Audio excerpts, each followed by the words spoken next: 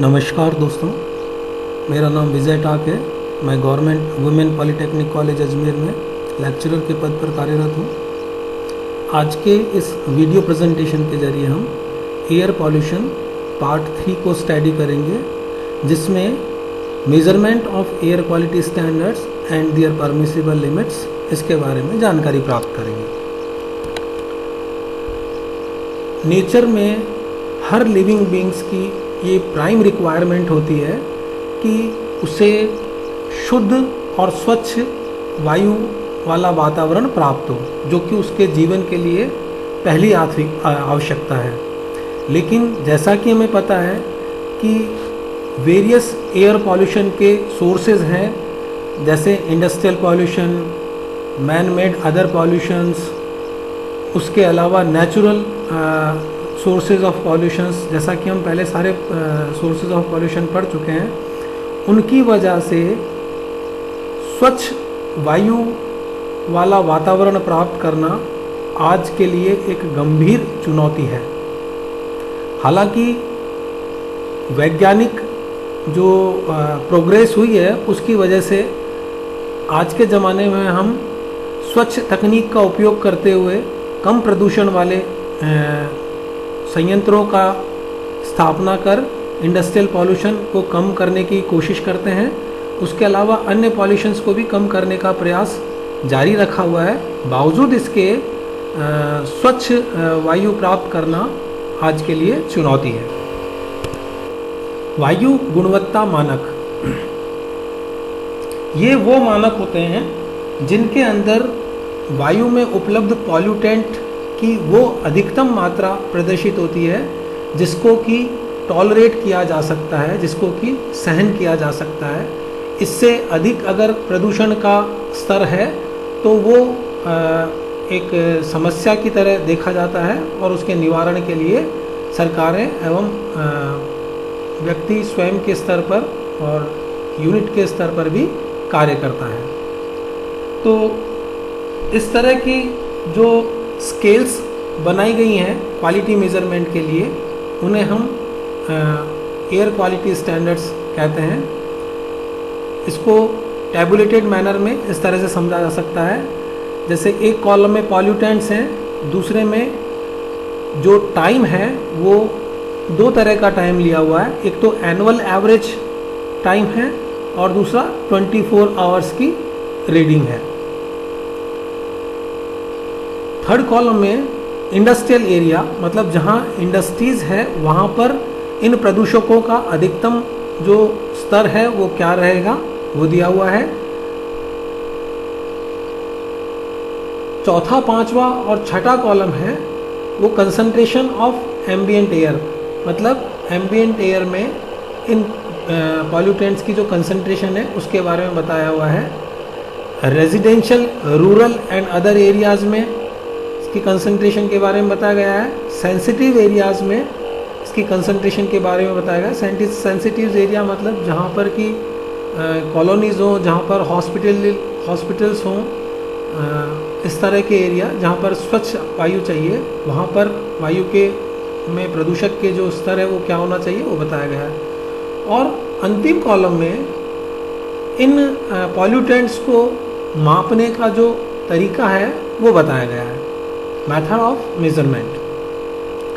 अब हम पहला पॉल्यूटेंट लेते हैं, सल्फर डाइऑक्साइड जो गैस है, उसका जो एनुअल एवरेज है वो इंडस्ट्रियल एरिया में 80 माइक्रोग्राम पर क्यूबिक मीटर होना चाहिए, जबकि 24 आवर एवरेज उसका 120 माइक्रोग्राम पर मीटर क्यूब हो सकता है।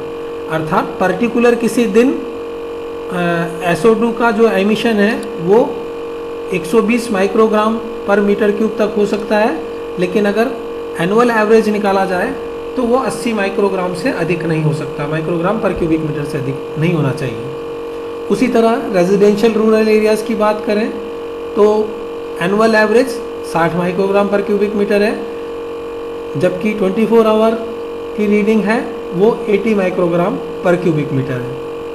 सेंसिटिव एरियाज़ में यही वैल्यू रिड्यूस होकर 15 माइक्रोग्राम पर क्यूबिक मीटर और 30 माइक्रोग्राम पर क्यूबिक मीटर हो सकती है।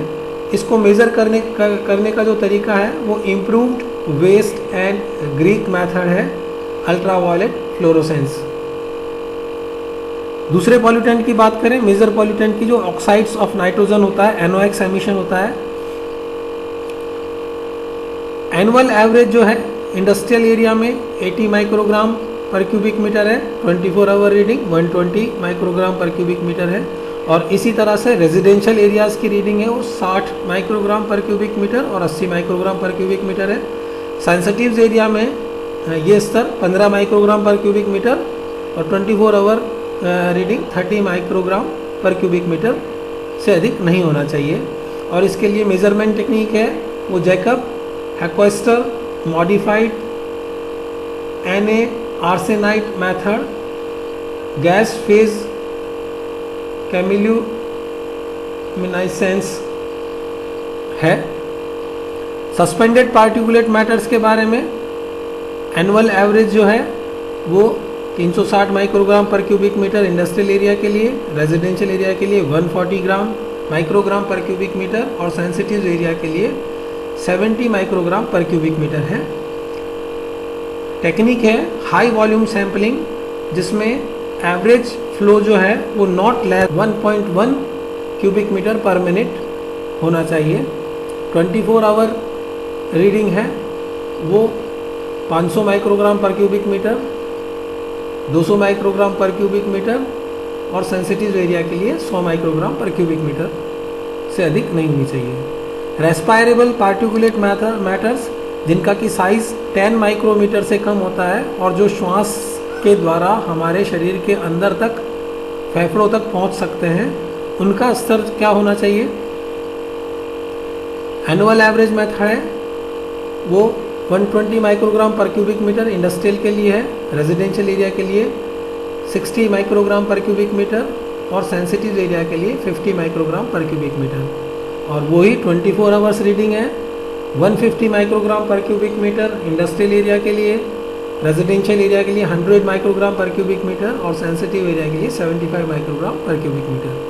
मेजरमेंट का जो टेक्निक है वो रेस्पायरेबल पार्टिकुलेट मैटर सैम्पलर्स के द्वारा मेज़र किया जाता है। लैड जो कि बहुत ही हानिकारक धातु है वो उसका स्तर क्या रहना चाहिए? इंडस्ट्रियल एरिया में annual average method 1 microgram per cubic metre और 24 our reading 1.5 microgram per cubic metre. हम ये देख रहे हैं कि 24 आवर्स की जो रीडिंग है वो सामान्यतः एनुअल एवरेज से हमेशा अधिक है। इसके पीछे रीज़न ये है कि पर्टिकुलर किसी दिन किन्हीं कारणों से जो पॉल्यूशन का स्तर है वो अधिक हो सकता है, लेकिन अगर उसको एनुअल एवरेज पर देखा जाए तो वो एनुअल एवरेज हमेशा उसका कम आना चाहिए, मतलब हमेशा उतना स्तर नहीं रहना चाहिए। रेजिडेंशियल एरिया के लिए लैड की जो वैल्यू है वो 0.75 microgram per cubic metre annual average और 24 our average 1.0 microgram per cubic metre. और वही अगर हम सेंसिटिव एरियाज़ की बात करें तो 0.5 microgram per cubic metre annual average और 0.75 microgram per cubic metre 24 our value होनी चाहिए। टेक्निक मेजरमेंट की AAS method for EPM sampling using 2000 और equivalent filter papers. Carbon monoxide जो पॉइजनस गैस है उसका 8 आवर रीडिंग है और 1 आवर रीडिंग है। 8 आवर रीडिंग है वो इंडस्ट्रियल एरिया में 5 माइक्रोग्राम पर क्यूबिक मीटर हो सकती है और 1 आवर जो वैल्यू है वो 10 माइक्रोग्राम पर क्यूबिक मीटर हो सकती है। रेजिडेंशियल एरिया में 2 माइक्रोग्राम पर क्यूबिक मीटर और 1 our reading 4 microgram per cubic metre. उसी तरह सेंसिटिव एरिया में 1 microgram per cubic metre 8 our reading और 1 our reading 2 microgram per cubic metre से अधिक नहीं होनी चाहिए। और टेक्निक है इसकी मेजरमेंट की नॉन डिस्पर्सिव इंफ्रारेड स्पेक्ट्रोस्कोपी, इसके द्वारा इसको मेज़र किया जाता है। एनुअल एवरेज जो हमने देखा है वो बेसिकली कम से कम 104 रीडिंग्स का अर्थमेटिक मीन होता है जो कि एक वीक में कम से कम 2 बार ली गई हो और वो 24 घंटे के अंतराल पर होनी चाहिए। अर्थात एक वीक में मिनिमम 2 रीडिंग्स होनी चाहिए और वो दोनों रीडिंग के बीच में कम से कम 24 आवर गैप होना चाहिए।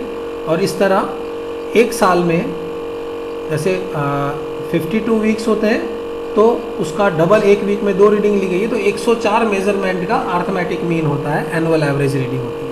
24 आवर एवरेज और 8 आवर एवरेज है, जो उसकी वैल्यू जो है वो 98% तक जो स्टैंडर्ड्स हैं उनसे मीट करनी चाहिए या उनसे कम रहनी चाहिए।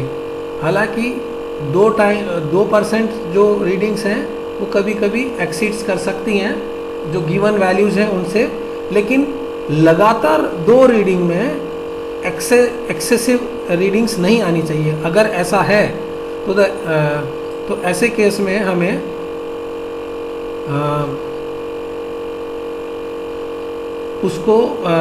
उसके रीजंस को हमें चेक करना पड़ेगा और उसको आगे भी मॉनिटर करना पड़ेगा कि ऐसा क्यों हो रहा है रेगुलरली। ठीक है।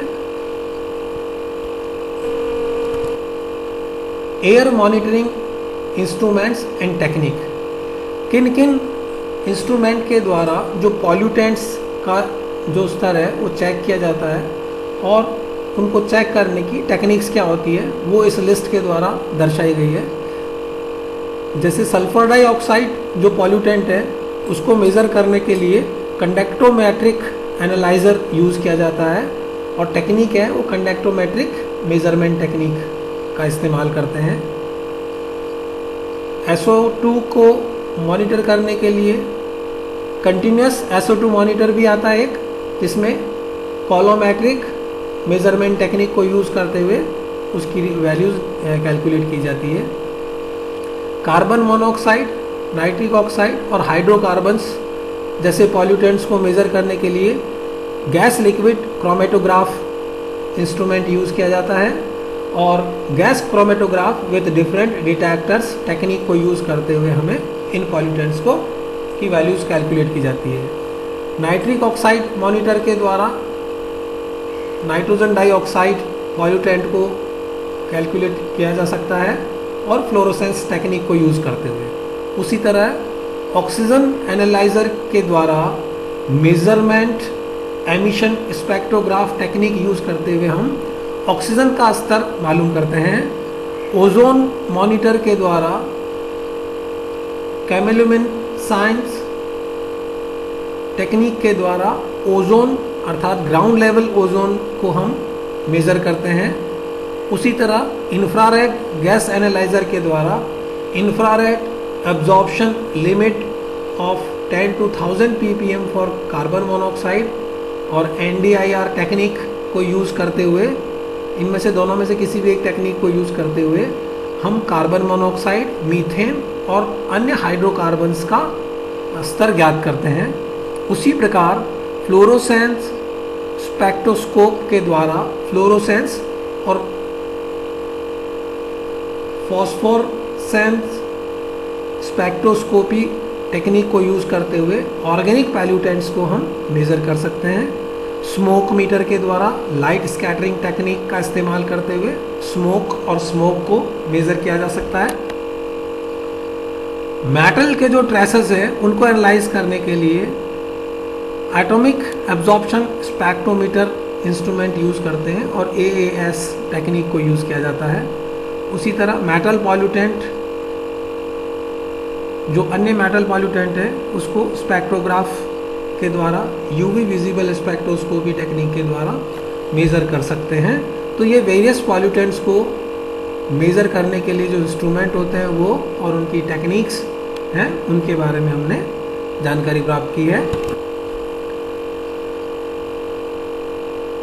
वायु गुणवत्ता जो सूचकांक होता है उसे एयर क्वालिटी इंडेक्स कहते हैं हम।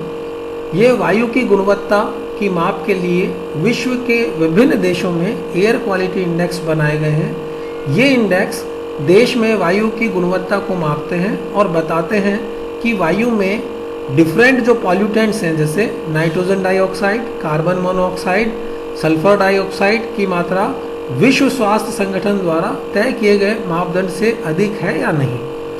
इन प्रदूषण की समस्या के माप के लिए भारत में राष्ट्रीय वायु गुणवत्ता सूचकांक AQI 17 सितंबर 2014 को स्वच्छ भारत अभियान के तहत नई दिल्ली में से इसकी शुरू किया गया था। ये इंडेक्स बताता है कि हवा में किन गैसों की कितनी मात्रा घुली हुई है। हवा की गुणवत्ता के आधार पर इस इंडेक्स में 6 कैटेगरीज बनाई गई हैं, जैसे अच्छी, संतोषजनक, थोड़ा प्रदूषित, खराब, बहुत खराब और गंभीर।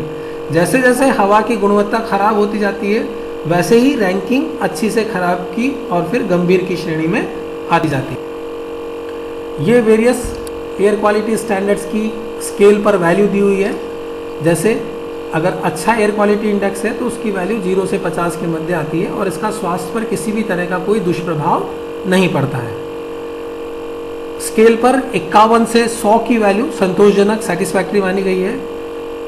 ऐसी स्थिति में संवेदनशील लोगों को सांस लेने में तकलीफ हो सकती है, बाकी सामान्यतः समस्या नहीं होती। थोड़ा प्रदूषित मतलब मॉडरेट पॉल्यूट एनवायरनमेंट है, उस ऐसी में तो स्केल की वैल्यू 101 से 200 के मध्य में अगर आती है तो वो इस कैटेगरी में आएगा। और इस कैटेगरी में फेफड़े की बीमारी जैसे अस्थमा और हृदय रोग, बच्चों और बड़े वयस्कों के साथ लोगों को असुविधा के कारण सांस लेने में तकलीफ हो सकती है। अगर स्केल पर वैल्यू 201 से 300 के मध्य आती है तो इसे खराब स्थिति माना जाता है और लंबे समय तक ऐसा रहने पर लोगों को सांस लेने में तकलीफ और हृदय रोग से पीड़ित लोगों को बहुत असुविधा हो सकती है। बहुत खराब जो स्थिति है उसके लिए स्केल की जो वैल्यू है वो 301 से 400 के मध्य होती है। लंबे समय तक ऐसा रहने पर लोगों को सांस की बीमारी हो सकती है। फेफड़े और दिल की बीमारियों वाले लोगों पर प्रभाव अधिक खतरनाक हो सकता है। और यदि स्केल की वैल्यू जो है वो 401 से 500 के मध्य होती है तो वो स्थिति गंभीर होती है और इस स्थिति को इमरजेंसी या आपातकाल कहा जाएगा। स्वस्थ लोगों का भी श्वसन खराब हो सकता है। फेफड़े, हृदय रोग वाले लोगों का पर प्रभाव गंभीर रूप से हो सकता है और पूरी तरह से ऐसी स्थिति में लोगों को घर के अंदर रहने के लिए हिदायत दी जाती है। इन कैटेगरीज में जो वेरियस पॉल्यूटेंट्स हैं उनका लेवल जो है वो निम्नानुसार हो सकता है। जब गुड कैटेगरी में अगर हम देखें तो PM10 मतलब PM10 24 आवर मतलब 24 आवर्स की रीडिंग है, ये एवरेज रीडिंग है। और इसमें पार्टिकुलेट मैटर जो कि 10 ppm या उससे अधिक 10 माइक्रोन्स या उससे अधिक हैं उनका स्तर है वो 0 से 50 माइक्रोग्राम पर क्यूबिक मीटर के मध्य होना चाहिए। उसी तरह ऐसे पार्टिकुलेट मैटर जिनका जो साइज़ है 2.5 माइक्रोन या उससे कम है तो उनकी जो वैल्यू है वो 0 से 30 माइक्रोग्राम पर क्यूबिक मीटर होनी चाहिए। उसी तरह नाइट्रोजन डाइऑक्साइड की जो वैल्यू है वो 0 से 40 microgram per cubic metre. Ozone की वैल्यू 8 आवर रीडिंग 0 से 50 क्यूबिक मीटर 0 से 50 microgram per cubic metre.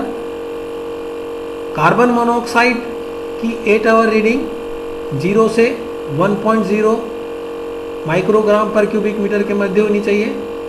Sulphur dioxide की जो रीडिंग है 24 आवर रीडिंग वो 0 से 40 माइक्रोग्राम पर क्यूबिक मीटर। और अमोनिया की रीडिंग जो है 24 आवर में 0 से 200 माइक्रोग्राम पर क्यूबिक मीटर के मध्य होनी चाहिए। उसी तरह सेटिस्फैक्ट्री लेवल में ये वैल्यू PM10 की वैल्यू 51 से 100 हो जाती है। PM2.5 की वैल्यू 31 से 60 के मध्य हो सकती है। NO2 की वैल्यू 41 से 80 के मध्य है। ओजोन की वैल्यू 51 से 100 के मध्य है। कार्बन मोनोऑक्साइड की वैल्यू 1.1 से 2.0 के मध्य है। SO2 की वैल्यू 41 से 80 के मध्य और अमोनिया की वैल्यू 201 से 400 के मध्य होती है। इसी तरह से ये डिफरेंट वैल्यूज़ जो है वो दी हुई है। जैसे मॉडरेटली पॉल्यूटेड कैटेगरी में ये सारी वैल्यूज़ दी हुई हैं, आप देख सकते हैं स्क्रीन पर। और अगर पुअर कैटेगरी है उनके लिए वैल्यूज़ दी है, वेरी पुअर और सीवियर, इन सभी के लिए इन वेरियस पॉल्यूटेंट्स की जो वैल्यूज़ हैं वो निर्धारित वैल्यू है, उससे अधिक नहीं होनी चाहिए, वो स्क्रीन पर आप देख सकते हैं। तो इस तरह से हमने various measurement of air quality standards पढ़ा और उनकी वेरियस लिमिट्स पढ़ी हैं। धन्यवाद।